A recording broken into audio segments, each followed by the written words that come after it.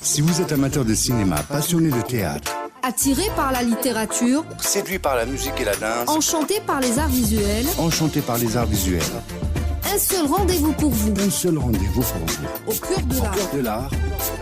Au cœur de l'art, c'est toute l'actualité culturelle qui vous est servie.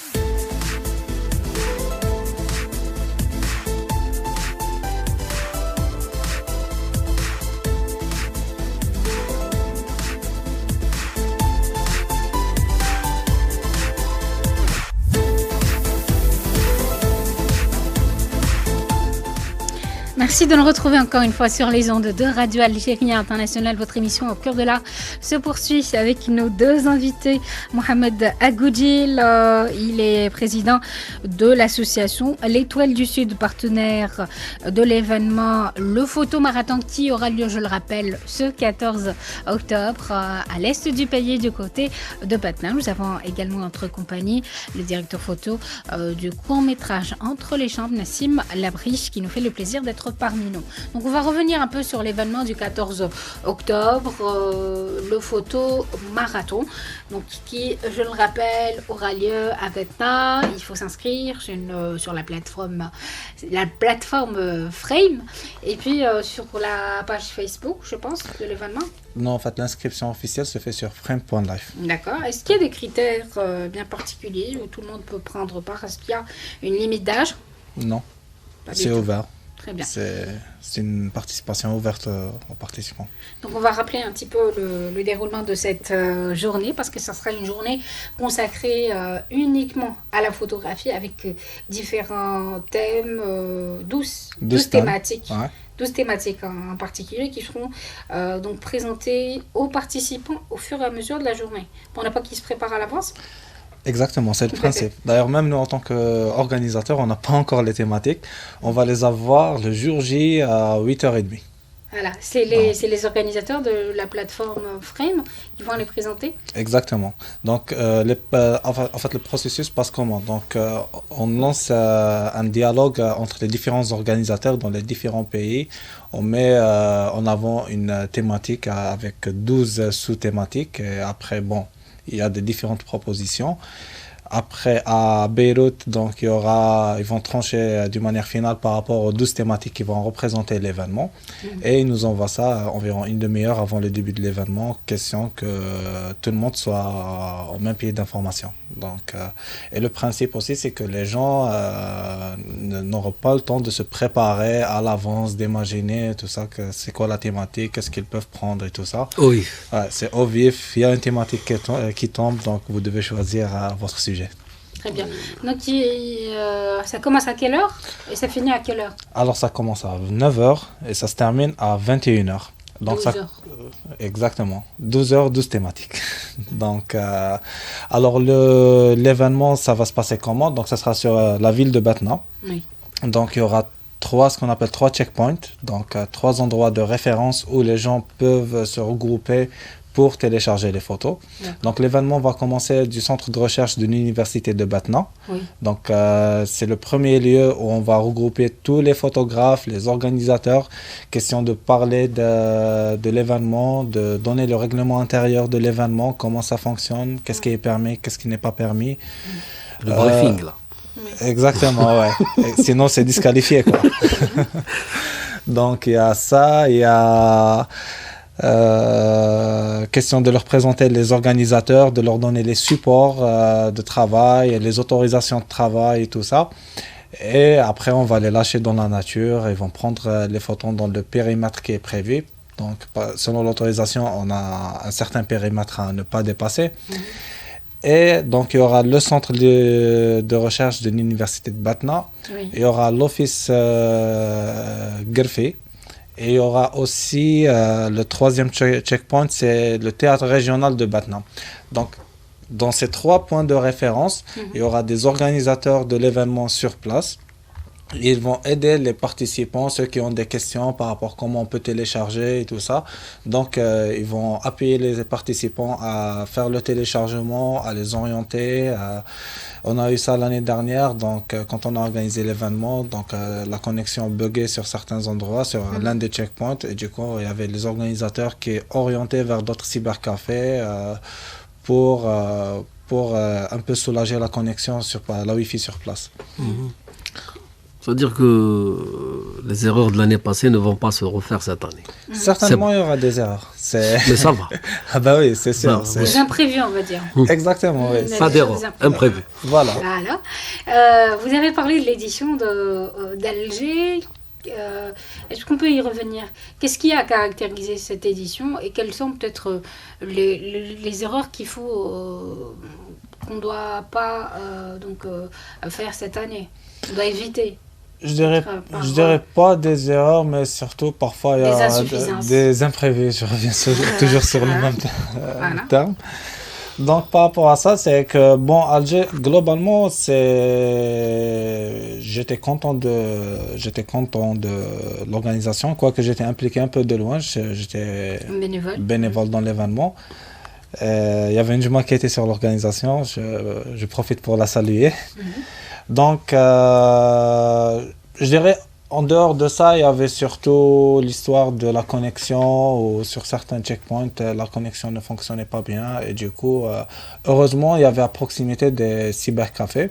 Et ça nous a aidé pour cette année, parce que quand on était en train de discuter sur les checkpoints à utiliser, donc on a demandé s'il y aura des cybercafés à proximité, comme ça, dans le cas où il y aura une insuffisance sur l'Internet, donc on pourra orienter les gens vers une autre connexion. Et la prochaine fois, impliquer aussi l'entreprise de télécommunications algérienne, qu'elle soit partenaire et qu'elle assure une connexion. Elle a les moyens. Ah bah pourquoi pas, oui. Oui, elle a les moyens de donner, par exemple, dans les checkpoints, des connexions extraordinaires. Upload, ça vaut. Pas pour ramener, c'est pour lancer. Des uploads et tout. Ils ont les moyens. L'Algérie, elle est forte aujourd'hui dans ce domaine, il n'y a pas de souci. Il faut impliquer la prochaine fois, leur expliquer le principe et ils vont adhérer. Parce qu'ils ne sont pas contre. Ils vont adhérer, ils vont donner des connexions spéciales. Pour le moment même, des 12 heures, pour lancer plein de choses sans bug. Du 10 mégas, je crois, de puissance de lancement. Parce que là, vous êtes à 2. Ouais. Mais si c'était à 10, ça va aller très très vite. Et il y a les moyens. C'est par rapport à ce que je disais tout à l'heure, c'est l'un des principes de l'événement, c'est la contribution de tout le monde. Donc il y a notre ami qui contribue avec cette idée, je la trouve bien, et pourquoi pas pour l'année prochaine. Faites une étude, allez-y les voir, ils ont les moyens de donner 10 mégas pour une journée. Pour 12 heures. Une journée. Même financièrement, c'est pas cher. Même si l'association devrait payer, il n'y a pas de souci, c'est pas trop en euros. Vous aurez une connexion à 10 mégas de upload, c'est-à-dire pour lancer, durant une journée, au lieu de 2, comme vous l'êtes maintenant. Pour l'année prochaine. 10, ça passe très vite. Voilà, donc il y a eu combien, il faut rappeler le nombre de participants, il y a eu combien de participants à Alger? Alors à Alger, on était à environ 150 participants. À un certain moment, on était lancé par la plateforme Frame. Il faut arrêter, il faut ralentir un peu. Super. C'était 151 participants. 150 participants environ. Super. Et donc ça nous a fait aussi le travail de les appeler. Il faut appeler 150 personnes, confirmer avec elles. Elle doit être présente telle heure, tel endroit et tout ça. Après aussi les orientations. Voici notre périmètre à ne pas dépasser et tout ça. Donc Est-ce que toutes ces personnes ont confirmé leur participation? Pour la majorité, oui. Je pense à la fin de l'événement, on était à 80-90 participants qui étaient sur place, qui ont commencé à participer sur l'événement. Les autres étaient disqualifiés? Oui, les autres, soit ils ont abandonné, soit ils ont... ils se sont inscrits après, ils n'avaient pas d'intérêt et tout ça. Mais à la fin, au final, on était entre 80-90 participants. Et ça a fait un grand travail pour l'équipe. Pendant toute la journée, on était mobilisés pour les orientations, pour s'il y a besoin d'un matériel, s'il y a besoin d'une information, les appuyer pour télécharger les photos sur la plateforme. Donc c'était un travail. Il faut le faire en 2-3 heures, je pense, avant que l'autre thématique soit lancée. Exactement, oui. Exactement. Mais après, une fois que tu lances les dernières thématiques, environ 16h, 17h, là, c'est vraiment, tu peux... Exactement. Tu peux gérer l'événement tranquillement. À 3 personnes, tu peux gérer l'événement. Et l'année dernière, on a même demandé aux participants, sans passer par les checkpoints, ils peuvent télécharger les photos à partir de chez eux, mais c'est juste ne pas dépasser le délai qui est prévu à 21h. Pour faire respirer un peu les checkpoints. Exactement, oui. Et les choses, même par rapport à nous, on a lâché la majorité des participants, donc ils sont partis environ 16h, 17h, et on n'était pas beaucoup pour ceux qui ont resté. D'après ce que j'ai compris, c'est régional, c'est métropolitain. Si c'est Alger, c'est juste les Algérois. Maintenant, c'est non, pas forcément. C'est national. Très bien. Moi, je croyais que c'est juste les gens de cette région qui sont concernés. C'est la ville qui ne change pas les participants. D'accord. Non, c'est vraiment, ça concerne toute l'Algérie. D'accord. Même s'il y aura des étrangers qui sont là et qui vont participer, c'est la même chose. Là, ce matin, j'étais en train de profiter pour faire les confirmations. La majorité, c'est bon, je suis de Constantine, bon, je suis de Béjaïa et tout ça. Les alentours. À certains moments, j'allais dire, bon, là, il n'y a plus de place dans l'auberge, vous ramenez vos tentes avec vous et vous les installez. Vous les hébergez. Vous assurez le gîte couvert, là. Non, en fait, ça sera... Bon, pour la bouffe, ça sera pris en charge. Super. Ouais. Un bon sandwich. Après, pour l'hébergement, c'est la participation des gens. Et c'est l'un des principes du photomarathon, c'est aussi de faire vivre un peu la région économiquement pendant la journée. C'est-à-dire... Quand on était en train de discuter, c'est qu'il n'y avait pas vraiment d'intérêt de faire tout pris en charge et tout ça. Mais il faut aussi que les cybercafés travaillent un peu, l'auberge travaille un peu et tout ça. Les cafétérias, les boutiques. Exactement, et c'est des petites contributions, c'est pas vraiment trop cher. Ça va grandir. Bah oui. Donc, avec l'autre. Comment se fait le déplacement? Est-ce qu'il y a des transports ou c'est juste... C'est à l'aventure, il faut courir. C'est ça, d'où le photomarathon. Exactement. Marathon de la préparation. Exactement. Nous, par rapport à la préparation, il y a une équipe qui va partir le jeudi, une deuxième équipe qui va partir le vendredi. Moi, je vais partir le vendredi, donc avec une deuxième équipe. Donc, c'est vraiment... c'est l'aventure, quoi. Bon courage. Je voudrais juste donner un aperçu sur la première édition de l'événement. Donc ça s'est passé à Alger. Ouais. Et puis les résultats de ce photomarathon, comment vous les avez présentés à partir... ça a pris combien de temps? En fait, c'est après c'est après 3-4 mois environ après l'événement, donc on a organisé une exposition de photos. Donc l'exposition sur Alger a englobé les photos gagnantes sur les 5 autres... l'année dernière, on était 7 villes. Oui. Donc ça a englobé les 7 autres villes, plus les 3 premiers qui étaient sur Alger. Donc là, c'est pour les photos qui étaient prises sur Alger, donc là, on a mis plus par rapport aux autres villes. Et on a fait l'exposition, il y avait des groupes de musique qui ont fait l'inauguration du vernissage et tout ça. Donc voilà, l'exposition était pendant une semaine et on a fait la promotion de l'événement. Dans quel lieu? Alors ça a été au sous-marin, à Ténimli. D'accord. Donc on a fait l'événement pendant une semaine, les gens ont eu le temps de passer, de voir les photos gagnantes et tout ça. Donc voilà, cette année on compte faire la même chose, donc on compte organiser une exposition à Batna pour exposer les photos des gagnants et aussi une deuxième exposition sur Alger. Donc ça sera... Au sous-marin toujours pour l'instant on n'a pas encore tranché, non. Donc il faut voir vraiment les disponibilités des endroits et qu'est-ce qui est faisable. Donc ce sera à partir du mois de février, on va dire. Janvier, février, oui. D'accord. Donc là je donne au pif la date. Oui. Et il y a des prix? Voilà. Il y a des prix, oui. Donc, attendez, avant de parler des prix, vous avez parlé d'exposition. Donc l'exposition aura lieu uniquement à Alger ou dans les autres villes? Non, dans les autres villes aussi. Et l'exposition à Alger, on aura les photos gagnantes des 5 autres villes, plus les photos qui ont été prises à Batna. Majoritairement, ce sera les photos qui ont été prises à Batna, plus les photos gagnantes des 4 autres villes. Donc c'est une exposition qui fera le tour des différentes villes participantes. Exactement. Il faut commencer par l'Algérie, on commence par Beyrouth, après ça sera le tour de l'Algérie, ou ça se fait en même temps? Comment ça se passe? Pas forcément, parce que les organismes qui sont en train de participer, de représenter l'événement dans leur pays, ils ont un fonctionnement qui est autonome.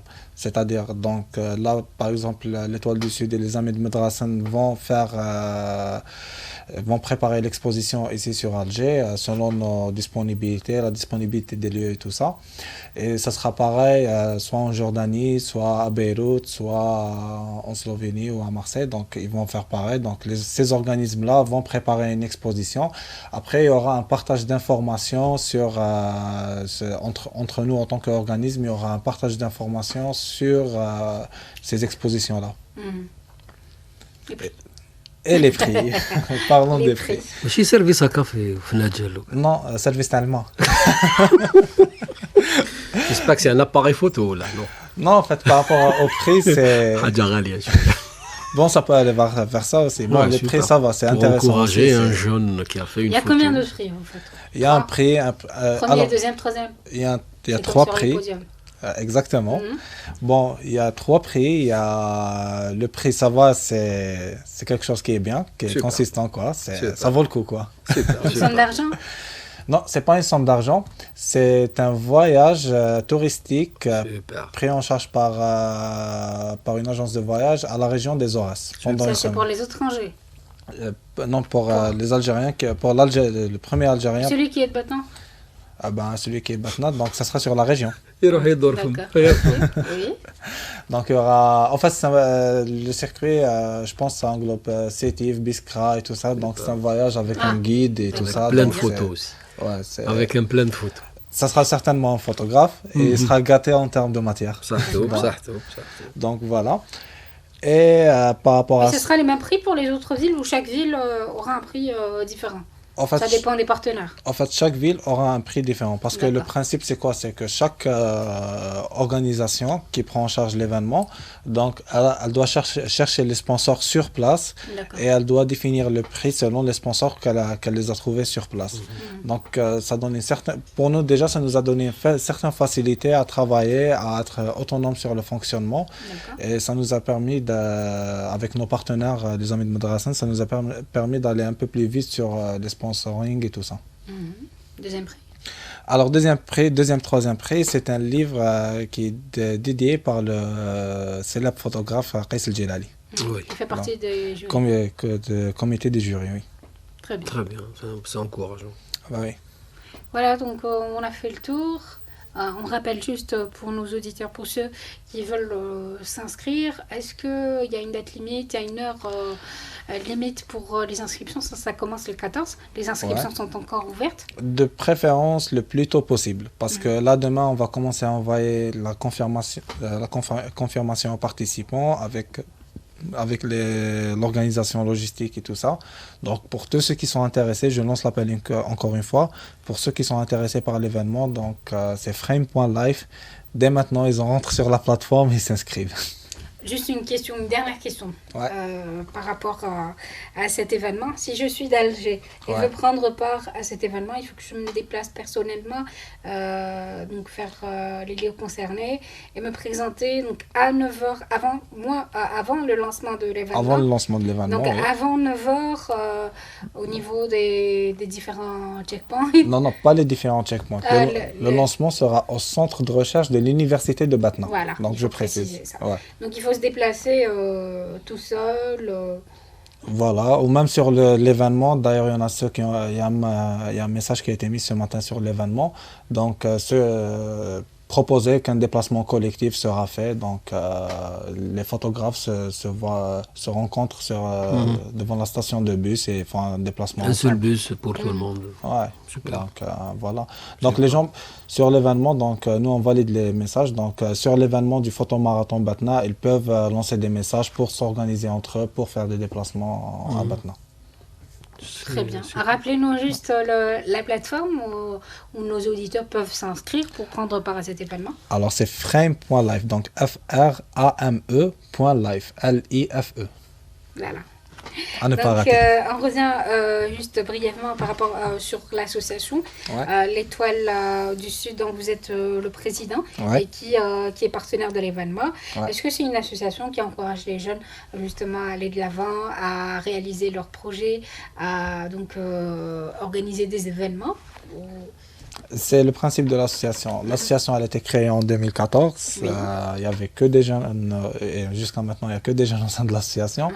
Donc, le principe, quand on a créé l'association, c'est qu'on avait besoin d'un espace, de renforcement de capacité, d'expression et tout ça. Et du coup, on s'est organisé sous forme d'association et on organise des différentes activités. Donc, là, essentiellement, on est sur les projections débats. L'année dernière, on était sur les projections débats.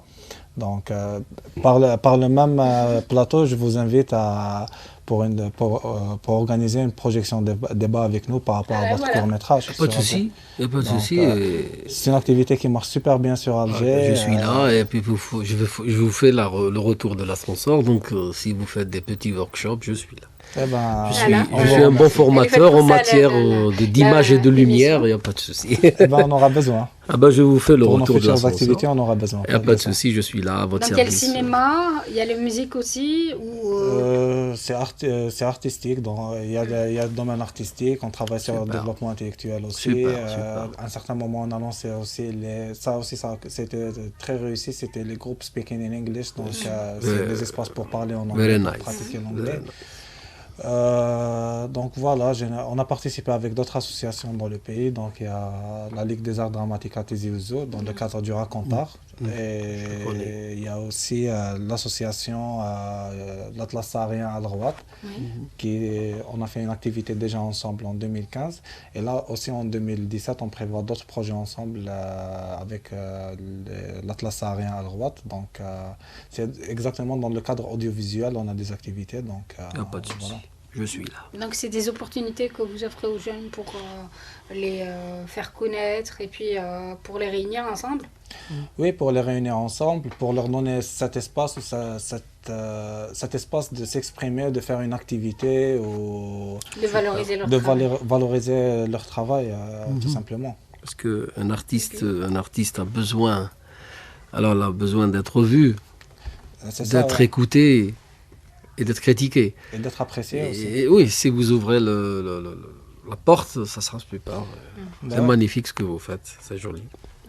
Monsieur Nassim Labri, vous avez des projets, notamment avec le réalisateur Malouane Boudiab, d'autres courts-métrages, des manifestations, des festivals. Oui, bien sûr. Je salue par passage la comédienne Nassima Louil, qui a joué dans le film, qui a très très bien joué. Et qui a été aussi apprécié un peu partout. Avec Marwan, oui, il prépare un long métrage cette fois-ci. Il y va vers un seuil plus grand, donc il prépare un long métrage. Je ne sais pas ce que c'est, il ne me donne pas, il me dit des petits points comme ça. Il le prépare, je ne sais pas quand est-ce qu'on va le tourner. En ce qui me concerne, moi aussi, je réalise de temps à autre. Donc, j'ai peut-être un court-métrage que je suis en train de préparer. Je voudrais aussi, ça sera mon 5e ou 6e travail. Je vais essayer de le faire. Vous avez touché aussi aux caméras cachées, je pense. Ouais, caméra cachée en 2010. Et entre-temps, je suis organisateur d'un événement. Un événement unique, c'est la soirée des jeunes cinéastes qui se passe à Koléa, dans la maison de culture de Koléa, où j'invite des jeunes, 5-6, dans une projection d'1 heure ou 1h30 de temps, avec un grand public qui sont là, en train de voir film après film, et juste on discute un tout petit peu avec le réalisateur sur les conditions de travail, et sur le film lui-même. Et on n'a pas de prix, on n'a pas de juré. À la fin, nous donnons des télécommandes, nous innovons un peu, des télécommandes, avec ces télécommandes de type quiz, et nous posons des questions et les gens répondent sur les questions.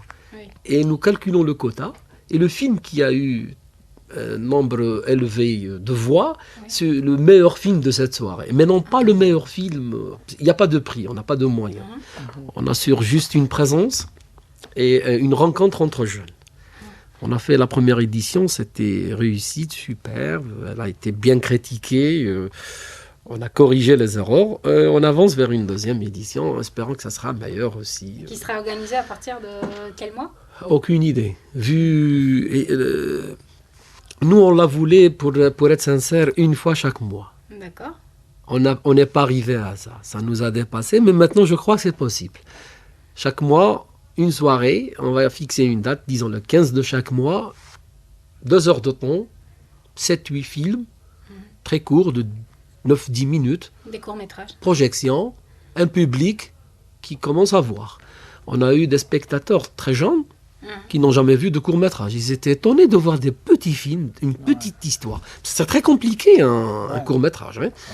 Une petite histoire comme ça, avec un jeu, des acteurs, c'est un générique, un début, une fin. Ça a été plaisant. Donc, et c'est consistant un court-métrage. Oui. C'est quelque chose de consistant. Bien sûr, c'est une école, attention. En 10-15 minutes, on transmet des idées. C'est une école. C'est toute une école. Hein.